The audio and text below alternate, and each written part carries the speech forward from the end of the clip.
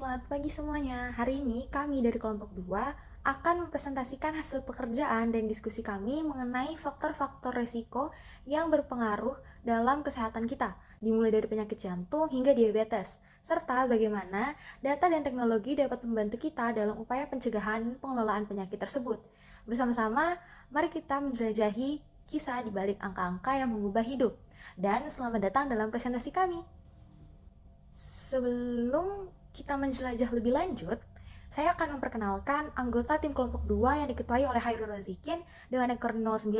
Yang pertama ada Joy Abrian dengan ekor 030, saya sendiri Dewa Yeka Natalia Pratiwi dengan ekor 021, selanjutnya Andi Alisa Faikiha dengan ekor 010, Sakina Nur Syifa dengan ekor 049, Muhammad Zidan Fahreza dengan NIM T202310052, dan yang terakhir ada Siti Alia Ardani Aries dengan NIM H0712111061. Selanjutnya, saya akan menjelaskan tentang dataset yang kami gunakan. Dataset yang kami gunakan ialah subset dari Behavioral Risk Factor Surveillance System atau BRFSS untuk tahun 2015. BRFSS merupakan survei telepon terkait kesehatan yang dilakukan setiap tahun oleh Center for Disease Control and Prevention di Amerika Serikat. Dataset ini dirancang untuk mengumpulkan informasi tentang berbagai perilaku beresiko terkait kesehatan, kondisi kesehatan kronis, dan penggunaan layanan pencegahan. Fokus utama dari dataset ini ialah untuk menilai resiko penyakit jantung dan digunakan untuk klasifikasi Biner yang berarti bertujuan untuk memprediksi apakah individu memiliki atau tidak memiliki penyakit jantung. Adapun faktor-faktor yang menjadi resiko penting untuk penyakit jantung ialah tekanan darah yang tinggi, kolesterol yang tinggi, merokok, diabetes, obesitas, usia, jenis kelamin, ras, diet, olahraga, konsumsi alkohol, indeks massa tubuh atau BMI, pendapatan rumah tangga, status pernikahan, tidur, waktu sejak pemeriksaan terakhir, pendidikan, jaminan kesehatan, dan kesehatan mental. Singkatnya, dataset ini mengandung data terkait kesehatan, gaya hidup, dan karakteristik demografis dari sekelompok individu. Dan dataset ini digunakan untuk menggali hubungan dan faktor risiko yang berpotensi terkait dengan penyakit jantung dan masalah kesehatan lainnya. Jadi untuk yang pertama itu, jadi kan kita akan menyimpan file datasetnya itu di Google Drive. Nah, lalu kita menggunakan kode tersebut untuk mengimpor Google Drive kita, sehingga dapat memungkinkan kita itu mengakses dataset yang sudah kita upload di Google Drive. Jadi kita nggak perlu lagi mengupload datasetnya setiap kali membuka Google Colab. Itu hanya untuk mempermudah ya. Nah, selanjutnya kita akan mengimpor pustaka atau library yang nantinya akan dibutuhkan di kode-kode kita ke depannya. Nah, pustaka atau library sendiri merupakan kumpulan modul atau fungsi yang telah dikembangkan untuk digunakan kembali. Jadi dengan begitu kita dapat mengakses berbagai fungsi yang sudah ada dalam library tersebut. Nah, untuk library yang akan kita pakai itu ada Pandas yang akan kita gunakan untuk memanipulasi dan menganalisis data yang berbasis table. Terus ada NumPy yang akan kita gunakan untuk operasi matematika dan manipulasi array. Nah, terus ada Seaborn yang akan kita gunakan untuk memvisualisasi sebuah data. Terus ada Matplotlib yang akan kita gunakan untuk membuat grafik dan juga visualisasi data. Dan yang terakhir ada sklearn atau scikit-learn yang banyak banget kegunaannya dan dia bakal diimport satu-satu berbagai macam fungsi modul dan metodenya. Nah, untuk yang pertama dari sklearn itu kita akan mengimpor kelas select keybase dan metode chi-square-nya yang akan kita pakai untuk pemilihan fitur berdasarkan metode uji chi-square. Terus yang kedua, kita akan mengimpor dua jenis model klasifikasi, yaitu extra trees classifier sama random forest classifier. Nah, kedua classifier ini merupakan model ensemble yang digunakan dalam masalah klasifikasi. Nah, yang ketiga ini kita akan mengimpor modul linear underscore model yang berisi berbagai model regresi linear dan alat terkait. Nah, yang keempat kita akan mengimpor berbagai metrik evaluasi kinerja yang akan digunakan untuk menilai model-model yang akan dibangun, seperti mean absolute error, mean squared error, dan lain sebagainya. Nah, yang kelima, kita akan mengimpor model random forest regressor yang merupakan model ensemble juga yang digunakan untuk masalah regresi. Nah, yang terakhir kita akan mengimpor fungsi train underscore test underscore split yang kita gunakan untuk membagi data menjadi dua set, yaitu set training dan set testing. Nah, di sini kita akan menampilkan data. Nah, data yang kita tampilkan ini merupakan statistik deskriptifnya. Nah, untuk menampilkan itu, pertama kita baca dulu data dari file CSV menggunakan fungsi dari library yaitu PD. PD ini eh, library Pandas ya, karena kita pakai fungsi dari library Pandas yang udah kita aliaskan, dot read underscore CSV. Kemudian kita simpan ke dalam variabel data. Nah, selanjutnya kita tampilkan deh statistik deskriptifnya menggunakan metode describe yang juga dari library Pandas.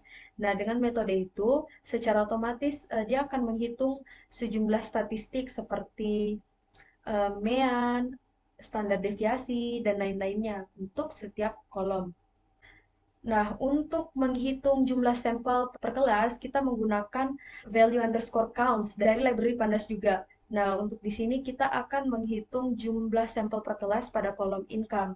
Dengan menggunakan value underscore counts, kita dapat menghitung berapa kali sih setiap nilai unik dalam kolom income muncul dalam data.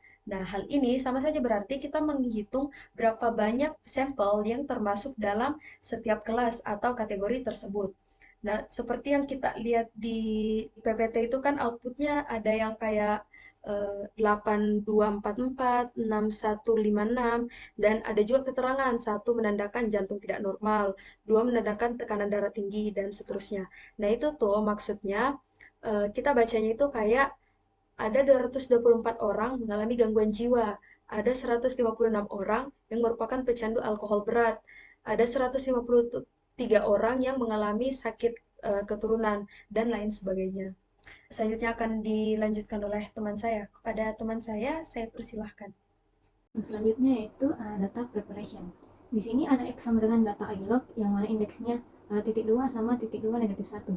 Nah, maksudnya itu dia mengambil semua baris dan kolom kecuali kolom terakhir dari data dan disimpan dalam variabel X. Terus di sini ada Y sama dengan data ilog indeks titik 2 sama negatif 1. Nah, maksudnya itu dia mengambil semua baris dan hanya kolom terakhir dari data dan dia disimpan dalam variabel Y. Selanjutnya ada data hilang. Di sini ada miss data sama dengan data .isna. Nah, fungsi isna ini digunakan untuk membuat sebuah data frame baru yang mana yaitu miss underscore data dengan ukuran yang sama seperti data frame data. Tapi nilainya true pada nilai yang hilang yang mana yaitu not a number atau null dalam data frame data. Dan akan false pada yang tidak memiliki nilai yang hilang. Jadi miss underscore data akan berisi nilai true di setiap tempat data hilang dalam data frame data dan akan false di tempat-tempat yang memiliki data. Terus selanjutnya ada miss underscore data sama dengan data is null. Nah, fungsi is null ini memiliki fungsi yang sama dengan isna. Nah, kedua fungsi ini dapat digunakan secara bergantian dan akan menghasilkan output yang identik. Selanjutnya ada miss data count sama dengan miss data sum. Nah, fungsi sum di sini digunakan pada data frame miss underscore data untuk menghitung jumlah nilai true yang mana nilai yang menunjukkan data yang hilang per kolom. Terus print miss underscore data underscore count itu dia mencetak hasil dari perhitungan jumlah data yang hilang per kolom. Terus ada data negatif. Nah, di sini itu kolom with negative value sama dengan data lebih kecil dari 0. Data lebih kecil dari 0 itu artinya membandingkan setiap elemen pada data dengan 0 dan menghasilkan suatu data frame yang berisi nilai true untuk setiap elemen yang kurang dari 0 dan akan false untuk elemen yang bukan negatif. Nah, ini di sini maksudnya mengembalikan serangkaian nilai yang berisi nilai true untuk setiap kolom yang dimana terdapat setidaknya satu nilai negatif dan akan false untuk kolom-kolom di mana semua nilai bukan negatif. Terus print column with negative value ini mencetak informasi mengenai apakah setiap kolom dalam data frame data itu mengandung nilai negatif atau tidak. Terus memilih data. Di sini ada X sama dengan data ilog indeks titik 2 terus 0.221. Nah, itu maksudnya dia memilih semua baris dan kolom dari indeks 0 hingga 20. Terus Y sama dengan data ilog indeks titik 2 sama negatif 1. Nah, ini maksudnya dia memilih semua baris dan kolom dengan indeks terakhir. Dia artinya mengambil kolom terakhir dari data. Terus selanjutnya itu membersihkan data. Di sini ada X dropna in place sama dengan true. Nah, dropna ini digunakan pada data frame X untuk menghapus baris yang mengandung nilai kosong atau bukan number. Terus in place sama dengan true itu maksudnya akan dilakukan secara langsung pada data frame X dan tidak perlu menghasilkan data frame baru. Jadi baris-baris yang mengandung setidaknya satu nilai yang bukan number akan dihapus dari X. Selanjutnya ada Y sama dengan Y log terus X index. Nah, X index ini mengembalikan indeks dari data frame X setelah penghapusan baris yang mengandung nilai yang bukan number. Kemudian y.log X index itu mengambil nilai-nilai dari variabel Y yang memiliki indeks yang sama dengan indeks yang tersisa pada X. Nah, dengan begini itu kita memastikan bahwa Y sekarang hanya berisi nilai-nilai yang sesuai dengan baris-baris yang tersisa pada X setelah penghapusan nilai kosong atau bukan number. Selanjutnya itu ada ekstraksi. Nah, di sini ada base feature sama dengan select keybase. Nah, select keybase itu metode yang digunakan untuk memilih yang terbaik berdasarkan nilai-nilai skor yang dihitung. Nah, di sini fungsi skor yang digunakan yaitu chi-square. Terus itu ada K sama dengan 9 itu menentukan bahwa kita ingin memilih 9 fitur terbaik. Terus fit sama dengan base features fit X, Y. Nah, di situ base features yang telah dibuat sebelumnya untuk menghitung skor dan memilih fitur-fitur terbaik dari data X dan Y.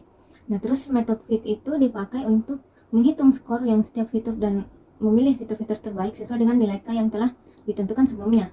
Nah, hasilnya itu disimpan dalam variabel fit. Terus selanjutnya ada df score sama dengan pd data frame fit score. Nah, ini maksudnya mengambil skor-skor dari objek fit dan menyimpannya dalam df score. Terus ada def column sama dengan pd data frame x.column. Nah, maksudnya ini dia membuat sebuah data frame def column yang berisi nama-nama kolom dari data X. Sekarang saya akan melanjutkan pembahasan sebelumnya, dimulai dari penggabungan data. Pada baris pertama, kita menggunakan fungsi pd-concat untuk menggabungkan dua data frame, yaitu data frame kolom dan data frame score. Penggabungan ini dilakukan dengan menggabungkan kolom secara horizontal. Dapat dilihat dari axis sama dengan 1, yang berarti setiap kolom dari data frame kolom akan digabungkan dengan kolom yang sesuai dari data frame score. Dengan kata lain, kita menyatukan dua informasi tentang nama fitur atau kolom dari data frame kolom dengan skor fitur dari data frame score. Pada baris kedua, kita mengganti nama kolom dari data frame yang telah digabungkan. Kolom pertama diberi nama health dan kolom kedua diberi nama score. Ini dilakukan dengan perintah fitur scores.columns sama dengan health dan score. Pada baris ketiga, kita mencetak 10 fitur terbaik beserta skornya dari data frame yang telah digabungkan tadi. Dengan menggunakan fitur scores.enlarges 10 dan score, kita dapat mengambil baris 10 baris pertama dari data frame yang memiliki nilai terbesar dalam kolom score. Kemudian hasil keluaran dari perintah cetak tersebut adalah daftar 10 fitur terbaik berdasarkan kolom yang ada pada daftar kolom score. Dalam contoh yang diberikan, fitur score yang tertinggi adalah physical health, diikuti oleh mental health, dan seterusnya. Penggabungan data ini berguna untuk mengidentifikasi dan memahami fitur-fitur yang memiliki kontribusi yang paling penting dalam dataset. Dapat digunakan untuk analisis yang lebih lanjut. Kita lanjut ke ekstraksi data. Pada baris pertama, kita membuat sebuah instance dari model klasifikasi yang disebut extra tree classifier. Model ini merupakan varian dari pohon keputusan atau decision tree yang disebut extra trees atau pohon keputusan ekstra. Model ini mempertimbangkan berbagai variasi saat membangun pohon keputusan untuk membuat prediksi. Kemudian pada baris ketiga, kita melatih model extra trees classifier dengan menggunakan fitur X sebagai fitur sebagai X dan target atau label sebagai Y. Tujuannya ini adalah agar model memahami hubungan antara fitur-fitur dalam data atau X dan label yang sesuai dalam data target atau Y. Dengan pelatihan ini, model akan belajar bagaimana fitur-fitur tersebut dapat digunakan untuk membuat prediksi yang akurat. Kemudian pada baris ketiga, kita mencetak properti atau fitur importance dari model. Properti ini itu digunakan untuk mengukur seberapa penting setiap fitur dalam dataset terhadap kemampuan model dalam membuat prediksi. Output perintah ini adalah daftar-daftar nilai yang mengindikasikan seberapa besar kontribusi masing-masing fitur terhadap kemampuan model dalam melakukan prediksi. Semakin tinggi nilainya, maka semakin penting juga fitur tersebut dalam model. Selanjutnya ada melakukan plot atau yaitu fitur importance PD series, model fitur importance, index kolom. Pada baris ini kita membuat sebuah series pandas yang dinamakan fit importance. Seri ini berisi tingkat kepentingan antara masing-masing fitur dalam model. Nilai fitur importance ini diperoleh melalui fitur yang telah dilatih sebelumnya melalui model fitur importance. Dan indeks ini itu disesuaikan dengan nama-nama kolom atau fitur dalam data frame X. Dengan kata lain, menghubungkan tingkat kepentingan tiap-tiap fitur dengan nama fitur yang sesuai. Kemudian fit importance energy 10, kita memilih 10 fitur dengan tingkat kepentingan tertinggi dan membuat 10 fitur tersebut menjadi daftar yang akan di return oleh kode. Kemudian plot kain barha, di mana fitur ini membuat 10 fitur yang dikumpulkan tadi itu membuat grafik berbentuk batang horizontal atau barha, sehingga dapat dilihat 10 fitur tadi itu dalam bentuk grafik yang berupa batang horizontal. Kemudian PLT show digunakan untuk menampilkan plot yang telah dibuat tadi. Nah, dari plot yang dibuat tadi kan terdapat grafik batang horizontal di dalamnya. Selanjutnya kita mencari korelasi setiap fitur dalam dataset. Yang pertama core math sampai dengan data core. Pada baris ini kita menghitung matriks korelasi antara semua pasangan fitur dalam data frame yang disebut data. Matriks korelasi ini menunjukkan tabel yang berisi koefisien korelasi antara setiap pasangan fitur dalam dataset. Nilai-nilai koefisien yang berdasarkan relasinya berkisar antara -1 dan 1, di mana nilai positif menunjukkan korelasi positif, nilai negatif menunjukkan korelasi negatif, dan semakin mendekati 1 atau -1 maka korelasinya semakin kuat. Sebaliknya jika mendekati 0 maka korelasinya akan semakin lemah. Matriks korelasi ini memberikan gambaran tentang hubungan antara berbagai fitur dalam dataset. Kemudian top core the fitur format index. Pada baris kedua ini kita mengambil indeks atau label kolom dari matriks korelasi yang telah dihitung. Ini menghasilkan data kolom yang disebut fitur yang akan diurutkan ke dalam berdasarkan tingkat korelasi mereka dengan fitur lainnya. Fitur yang memiliki korelasi yang lebih tinggi dengan fitur lainnya akan muncul lebih awal dalam daftar top core fitur, atau dia diurutkan secara descending. Kemudian dengan memiliki daftar top core fitur ini, kita akan lebih mudah dalam eksplorasi atau memilih fitur-fitur yang akan berkorelasi dengan data lain yang ada dalam data. Ini dapat membantu dalam memahami hubungan antara fitur-fitur dalam dataset dan dapat digunakan dalam berbagai analisis statistik atau pemilihan fitur dalam proses pemodelan data. Berikut kita mencari plot berdasarkan heatmap atau berdasarkan korelasi fitur yang telah diblokkan sebelumnya. Yang pertama, baris pertama itu PLT figure fixed size 20 dan 20. Baris ini mengatur ukuran gambar atau figur yang akan digunakan dalam heatmap. Dalam kode ini menjelaskan bahwa ukuran gambar yang diatur menjadi 20x20 unit, yang membuat heatmap yang dihasilkan cukup besar untuk memvisualisasikan korelasi fitur dengan jelas. Pada baris kedua, kita memulai dengan mengambil matriks korelasi antara fitur-fitur yang telah dipilih sebelumnya, dan kemudian fitur tersebut dimasukkan dalam top core fitur. Dengan melakukan data top core fitur.core, kita membatasi heatmap hanya pada fitur-fitur yang memiliki korelasi tertinggi. Kemudian annotate true, parameter ini dilakukan untuk memberikan anotasi atau teks pada setiap sel heatmap. Anotasi ini akan menampilkan data-data atau nilai korelasi di dalam setiap sel. Dengan anotasi ini dapat dengan mudah didapatkan nilai korelasi antara pasangan fitur yang berbeda. Kemudian semap, parameter ini digunakan untuk mengatur warna yang digunakan dalam heatmapnya.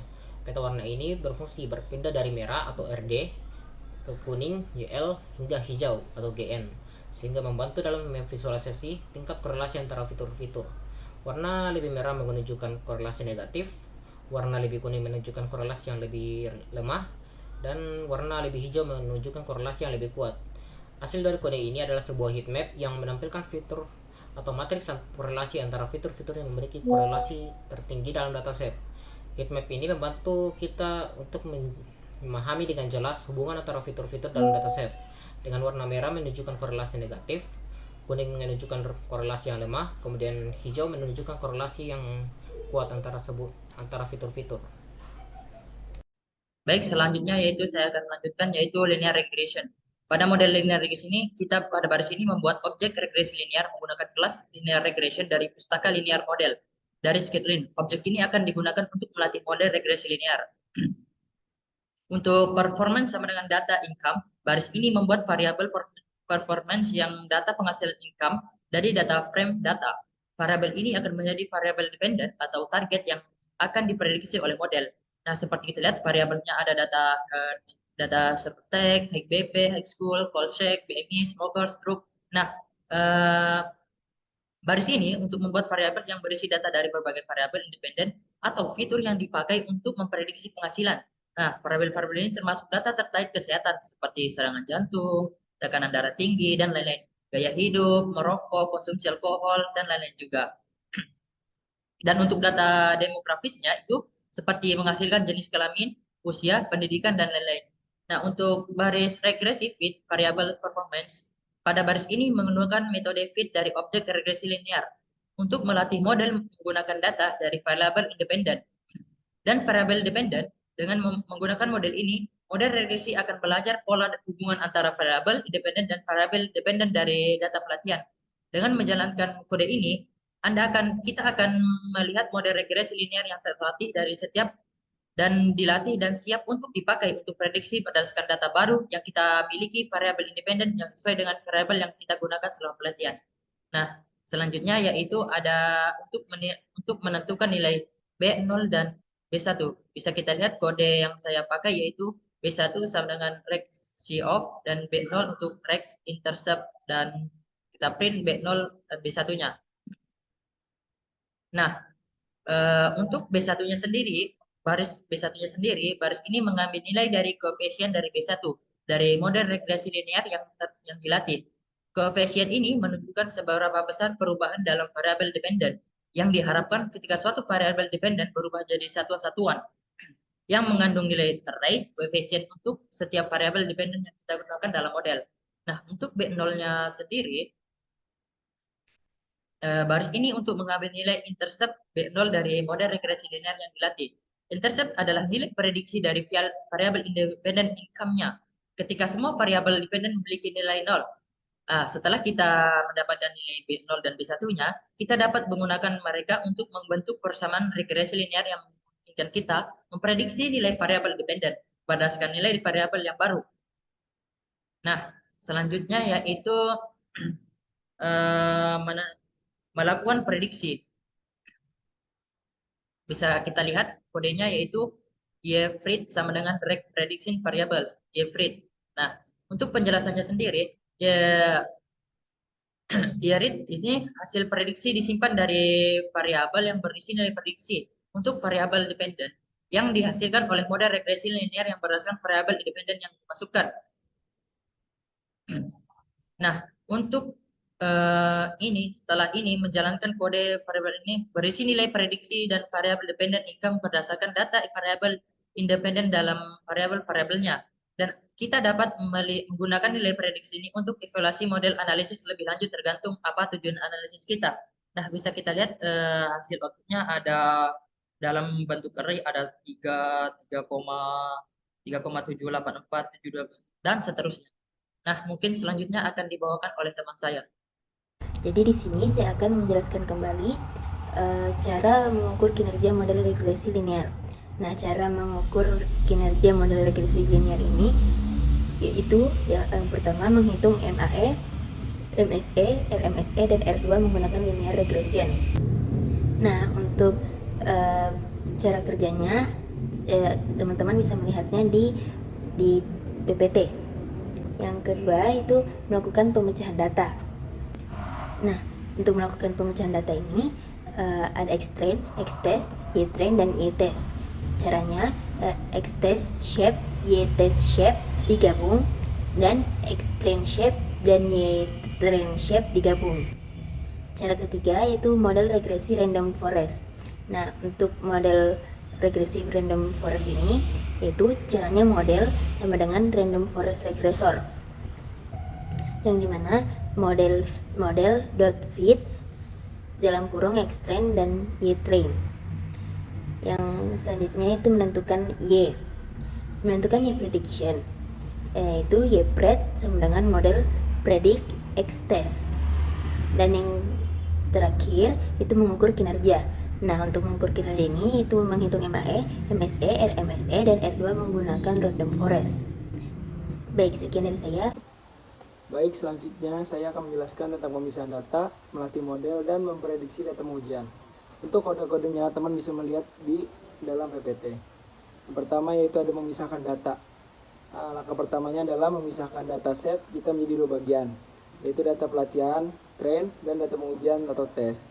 Ini dilakukan untuk memastikan bahwa kita memiliki data yang akan digunakan untuk melatih model dan data lainnya, yang akan digunakan untuk menguji sejauh mana model kita efektif. Nah, ini juga membantu kita menghindari overfitting. Apa itu overfitting? Yaitu ketika model terlalu cocok dengan data pelatihan dan tidak dapat menggeneralisasi dengan baik pada data yang belum pernah dilihat sebelumnya. Lalu yang kedua, melatih model. Langkah kedua ini adalah melatih model menggunakan algoritma random forest. Model ini akan belajar dari data pelatihan dan mencoba memahami pola-pola dalam data tersebut. Nah, dengan kata lain, model ini akan mencoba memahami bagaimana fitur-fitur tertentu mempengaruhi hasil atau label yang ingin kita prediksi.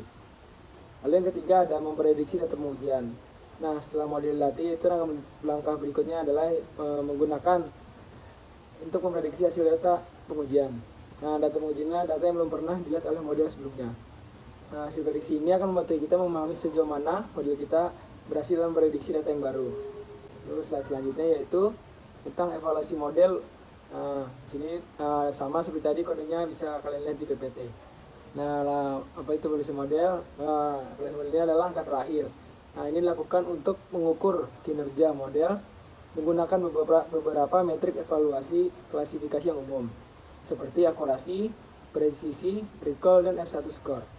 Nah, metrik-metrik ini membantu kita memahami sejauh mana model kita berhasil dalam memprediksi dengan benar dan menangani kasus positif serta negatifnya. Nah, evaluasi ini penting untuk memastikan bahwa model kita dapat digunakan dengan percaya diri dalam situasi dunia nyata. Nah, kita bisa menarik kesimpulan dari PPT yang telah kami sajikan, yaitu dataset yang kita ambil yaitu Herd CSV bertujuan untuk menganalisis hubungan antara berbagai faktor yang berhubungan dengan kesehatan dan potensi risiko penyakit jantung atau masalah kesehatan lainnya.